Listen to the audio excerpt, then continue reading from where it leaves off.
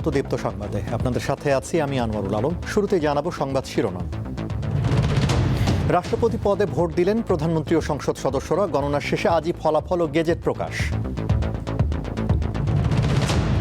নওগাঁয় জনপ্রিয় হচ্ছে এয়ার ব্লোয়ারে পেঁয়াজ সংরক্ষণ। বিনামূল্যের মেশিন পেয়ে খুশি স্থানীয় কৃষকরা। বর্ষা মৌসুমে লোকালয়ে বেড়ে যায় সাপের উপদ্রব। কামড় থেকে রক্ষা পেতে সচেতন হওয়ার পরামর্শ।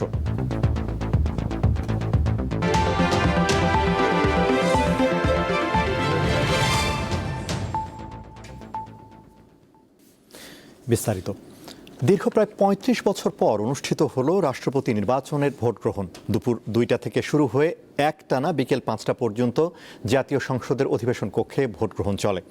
৩৪৯ জন সংসদ সদস্য নির্বাচিত করবেন দেশের ২৩তম রাষ্ট্রপতি।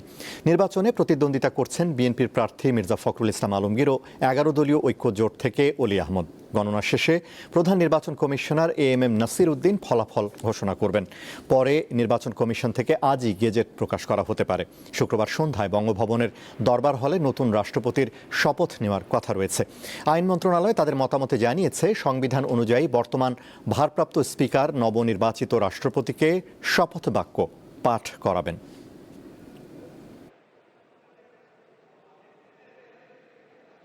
এখানে বিরোধী দলের পক্ষ থেকেও প্রার্থী আছে, সরকারি দলের পক্ষ থেকেও আছে।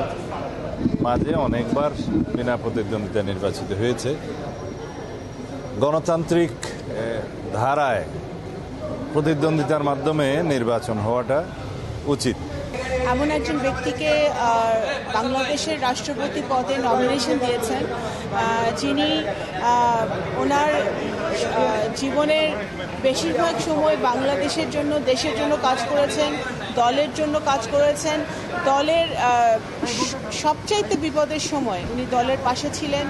এরকম একটি মানুষ প্রেসিডেন্টের চেয়ারকে অলঙ্কৃত করতে যাচ্ছে এবং নির্বাচন হচ্ছে। আমরা যে গণতন্ত্রের কথা বলে আসছি এতদিন, সেই গণতন্ত্রের প্রতিফলন ঘটছে। বাংলাদেশে কবে সত্যিকার অর্থে প্রেসিডেন্ট নির্বাচন হয়েছে আমার মনে হয় জনগণ ভুলেই গেছে। এবং আজকে একটি নির্বাচিত সংসদে যে প্রেসিডেন্টের নির্বাচন হচ্ছে, এটাও তো আমাদের জন্য বড় পাওয়া। দর্শক, রাষ্ট্রপতি নির্বাচন মাত্র শেষ হয়েছে। বিটিভির সৌজন্যে আমরা সরাসরি চলে যাচ্ছি নির্বাচন যেখানে অনুষ্ঠিত হচ্ছে সেখানে।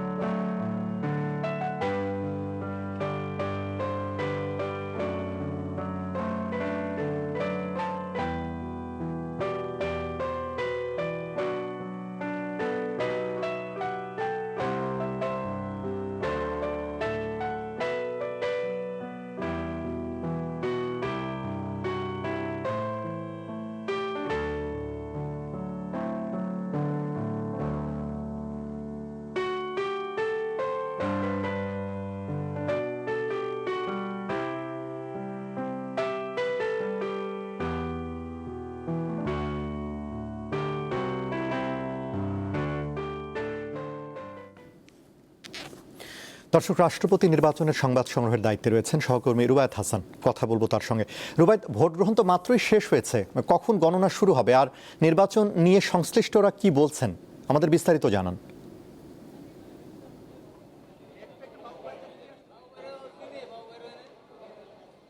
আনোয়ারুল, নিশ্চিতভাবেই ৩৫ বছর পর দেশের ইতিহাসে ২৩তম মহামান্য রাষ্ট্রপতির এই নির্বাচন এখনও চলমান। ভোট গণনা শুরু হবার কথা। কিছু রাষ্ট্রীয় আচার রয়েছে, যেমন নামাজের বিরতি রয়েছে, এবং আপনি দেখছিলেন সরকারি গণমাধ্যম বাংলাদেশ টেলিভিশনের সৌজন্যে যে ব্যালট বাক্সগুলো থেকে ব্যালট পেপার বাইরে বের করা হচ্ছে বা ঢালা হচ্ছে, এবং ৩৪৯ জনের মধ্যে ২ জন আসলে ভোট দিতে পারেননি বলে আমাদের কাছে তথ্য রয়েছে। ৩৪৭টি ভোট কাস্ট হয়েছে এবং নির্বাচন কমিশনের প্রায় ২০-২২ জন সদস্য বেলা ১২টার পরেই জাতীয় সংসদে রয়েছেন এবং তাদের নেতৃত্ব দিচ্ছেন প্রধান নির্বাচন কর্মকর্তা বা নির্বাচন পরিচালনার যিনি দায়িত্ব রয়েছেন বাংলাদেশের প্রধান নির্বাচন কমিশনার নাসির উদ্দিন। তিনি যেমনটা বলেছেন যে গণনাটা করে আজকের মধ্যে ফলাফল আজকেই গেজেট প্রকাশ করার সম্ভাবনা রয়েছে, কেননা আগামীকাল শুক্রবার সন্ধ্যা নাগাদ বঙ্গভবনের দরবার হলে মাননীয় বা মহামান্য রাষ্ট্রপতি তিনি দায়িত্বভার গ্রহণ করবেন, শপথ পড়াবেন তাকে মাননীয় স্পিকার। সবটাই আসলে এমন আচারের মধ্যে দিয়ে চলছে। তবে যারা এই জাতীয় সংসদে ঢুকছিলেন তারা বলছিলেন, অর্থাৎ সরকারি দলের পক্ষ থেকে বলা হচ্ছিল গণতান্ত্রিক ধারাবাহিকতা রক্ষায় এটাই আসলে সৌন্দর্য যে নির্বাচিত একজন রাষ্ট্রপতি সবার মতামতের ভিত্তিতে নির্বাচিত হচ্ছেন। অন্যদিকে নাহিদ ইসলাম সহ অন্য দলগুলো, অর্থাৎ ১১ দলীয় জোটের পক্ষ থেকে বলা হচ্ছে যে যথাযথ প্রক্রিয়া মেনে এই নির্বাচন অনুষ্ঠান করা হচ্ছে না, তবে তারা তাদের মতামত বা ভোটাধিকার সেটি প্রয়োগ করবেন এমনটা বলেছেন। অন্যদিকে আরেকটি বিষয়, আজ কিন্তু পবিত্র কোরআনের বাণী দিয়েই শুরু হয়েছিল ২টার সময় এই কার্যক্রম এবং এখনও চলমান রয়েছে। এবং এম নাসির উদ্দিনের পক্ষ থেকে বলা হয়েছে, গতকাল প্রধান নির্বাচন কমিশনার যেটা ইসিতে ব্রিফিং করেছেন, বলেছেন যে যত দ্রুত এই ভোটগুলো গণনা করা হবে স্বচ্ছতার মাধ্যমে। ১৯৯১ সালে আইন এবং বিধিমালা অনুযায়ী রাষ্ট্রপতি নির্বাচনের ভোটদানের পদ্ধতিতে সদস্যদের উদ্দেশ্যে যে কারণগুলো সেগুলোর ব্যাখ্যা করেছেন আজকের অধিবেশনের শুরুতেই, অর্থাৎ এই ভোটের কার্যক্রমের শুরুতেই সিইসি, এবং এরপরই আসলে ভোটটি শুরু হয়। শুরুতেই ভোট দেন রাষ্ট্রপতি, ভারপ্রাপ্ত রাষ্ট্রপতি অর্থাৎ স্পিকার হাফিজউদ্দিন আহমেদ, এবং বিকেল ৫টা পর্যন্ত সেই টানা ভোট গ্রহণটি চলেছে। গণনা কার্যক্রমে এই মুহূর্তে আমরা রয়েছি। তবে একটি বিষয় দেখবার, বাইরে আজকে তাপমাত্রা অনেকটাই গরম, কিন্তু ভেতরে খানিকটা অসন্তোষ ১১ দলীয় ঐক্যজোটের মধ্যে রয়েছে। তারা যেমনটা বলছিলেন যে এই নির্বাচনে সংবিধানের যে ৭০ অনুচ্ছেদ মানা হচ্ছে সেটি একটা বৈপরীত্য বা বিপরীতমুখী অন্তরায় তৈরি করে, কারণ ২ জন প্রতিদ্বন্দ্বিতা পূর্ণ প্রার্থী মহামান্য রাষ্ট্রপতির নির্বাচনে ছিলেন। সেক্ষেত্রে এক ধরনের বাধা এটি আগে থেকেই বলে আসছিলেন, কিন্তু সংবিধানের বা আইনের যে বিধান তাতে কিন্তু মাননীয় স্বরাষ্ট্রমন্ত্রী এখানে ভোট দেবার আগে যখন তিনি জাতীয় সংসদে ঢুকছিলেন তিনি বলেছেন যে যেহেতু ৭০ অনুচ্ছেদ মহান সংসদের সংবিধানে বলবৎ রয়েছে, সেই বিধি অনুযায়ী এবারে নির্বাচনটি অনুষ্ঠিত হবে। তবে পরবর্তী বা আগামী নির্বাচনে রাষ্ট্রপতি নির্বাচনের ক্ষেত্রে ৭০ অনুচ্ছেদ নাও থাকতে পারে সংবিধানে, সেক্ষেত্রে নতুন নিয়ম অনুযায়ী হবে, এটি তিনি আশ্বস্ত করেছেন বা বলেছেন, স্বরাষ্ট্রমন্ত্রী এমনটা বলেছেন। অন্যদিকে বিএনপি ঘরানার যারা বা সরকার দলীয় যে সংসদ সদস্যরা রয়েছেন তারা বলছেন এটি হচ্ছে গণতন্ত্রের এক ধরনের সৌন্দর্য। সেই সৌন্দর্যে আসলে দেশের নির্বাচিত ২৩তম রাষ্ট্রপতি হয়তো আজ রাতের মধ্যেই জানা যাবে, এমন বার্তা তো যেখানে পরিচালনা যারা করছেন নির্বাচন তারা জানিয়েছেন। তো সব মিলিয়ে এখন পর্যন্ত কিন্তু আনুষ্ঠানিকতার একটা অংশ, অর্থাৎ অর্ধেক সময় পেরিয়েছে, আরও অর্ধেক সময় বাকি রয়েছে। দেখা যাক, আপনার মাধ্যমে দর্শকদের বাড়তি তথ্য জানাবার চেষ্টা থাকবে। রুবায়েত, আপনাকে ধন্যবাদ। রাষ্ট্রপতি নির্বাচনের খবর সংসদ ভবন থেকে জানাচ্ছিলেন সহকর্মী রুবায়েত হাসান। এবারে কেওয়াই স্টিল চট্টগ্রাম সংবাদ।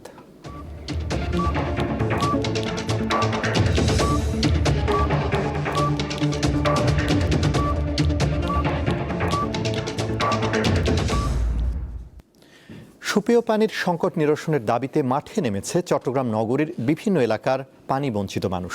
নগরীর বাকলিয়া, চকবাজার, ফিরিঙ্গি বাজার, সাগরিকা ও পতেঙ্গা সহ বিভিন্ন এলাকায় দীর্ঘদিন ধরে সুপেয় পানির সংকট রয়েছে।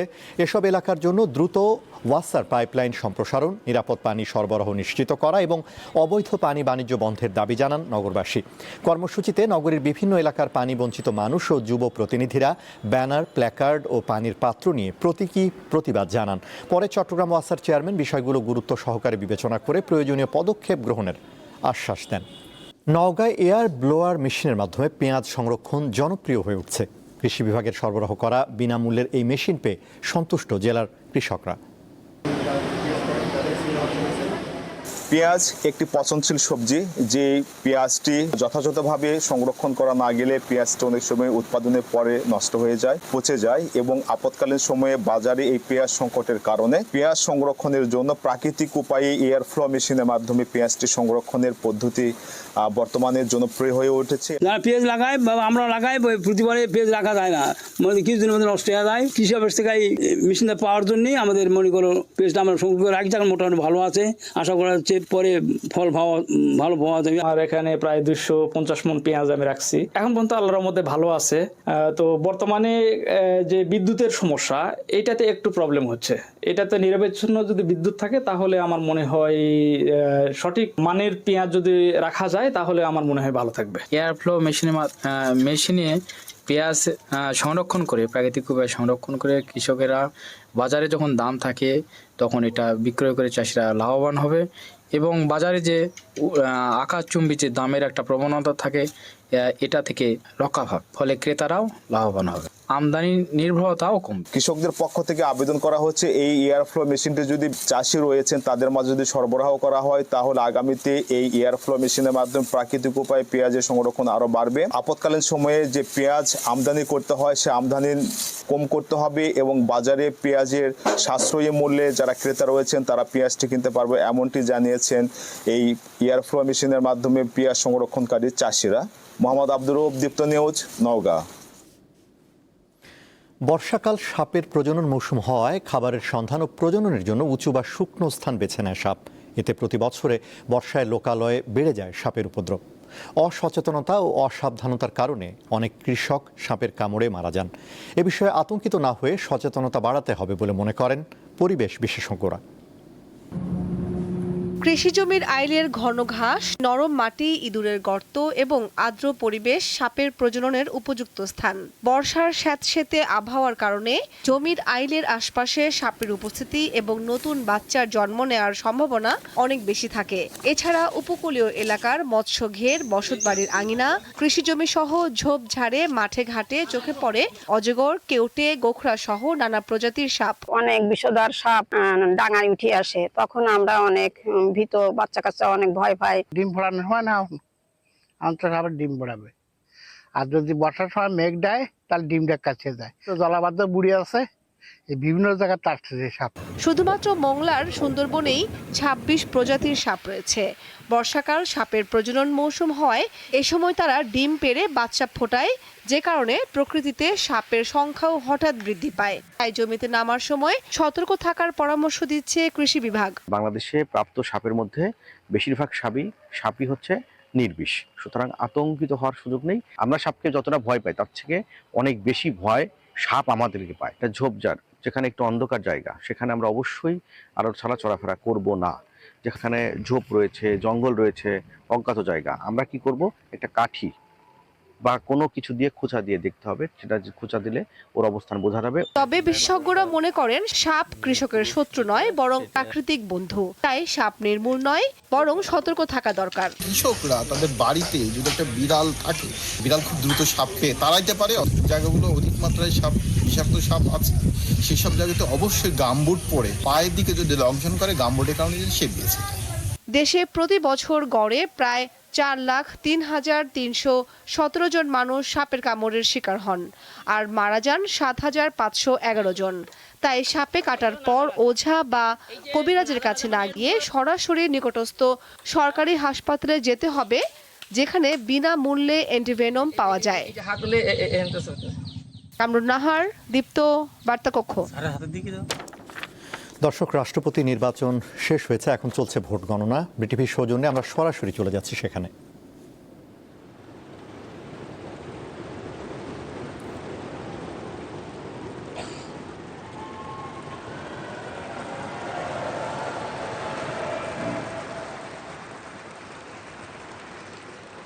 উনি পেয়েছেন 255 ভোটস।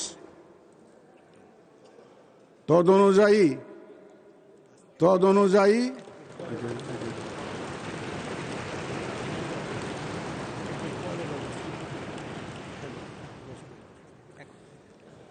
অনুযায়ী আমি ঘোষণা করছি যে জনাব মির্জা ফখরুল ইসলাম আলমগীর, পিতা মির্জা রুহুল আমিন, ঠিকানা গ্রাম কালীবাড়ি, ডাকঘর ঠাকুরগাঁও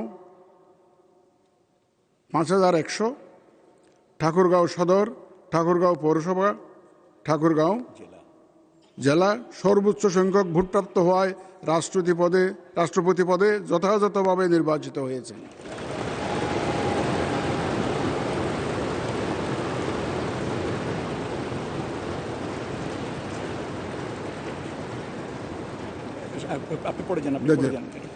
রাষ্ট্রপতি নির্বাচনের প্রতিদ্বন্দ্বী প্রার্থীদ্বয় এবং সম্মানিত ভোটার, মাননীয় সংসদ সদস্যগণ, আপনাদের সবাইকে জানাচ্ছি অনেক অভিনন্দন ও শুভেচ্ছা।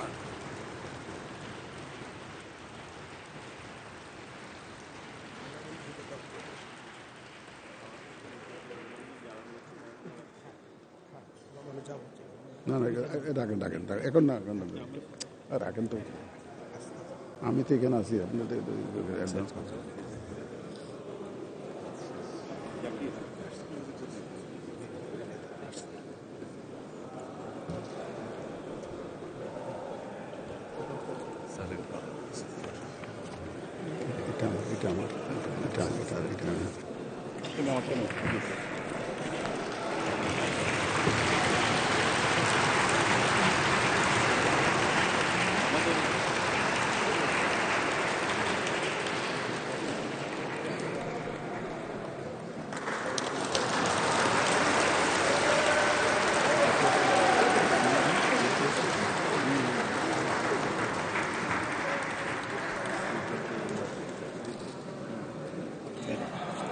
আপনি বলেছেন স্যার,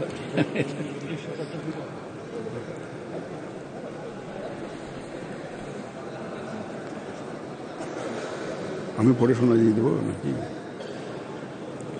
আমি একটু পরে বলে যাবো নাকি? না, এটা এই মুহূর্তে কেউ শুনবে না। স্যার আপনি ধন্যবাদ দিয়ে শেষ করেন, এটা চলতে থাকবে স্যার।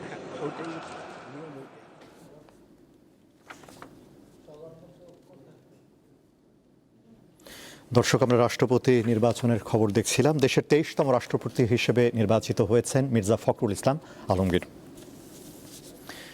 শেষ করব দীপ্ত সংবাদ, তার আগে সংবাদ শিরোনামগুলো জানাবো আরও একবার। রাষ্ট্রপতি পদে ভোট দিলেন প্রধানমন্ত্রী ও সংসদ সদস্যরা, গণনা শেষে ফলাফল ঘোষণা। নওগাঁয় জনপ্রিয় হচ্ছে এয়ার ব্লোয়ারে পেঁয়াজ সংরক্ষণ, বিনামূল্যের মেশিন পেয়ে খুশি স্থানীয় কৃষকরা। বর্ষা মৌসুমে লোকালয়ে বেড়ে যায় সাপের উপদ্রব, কামড় থেকে রক্ষা পেতে সচেতন হওয়ার পরামর্শ।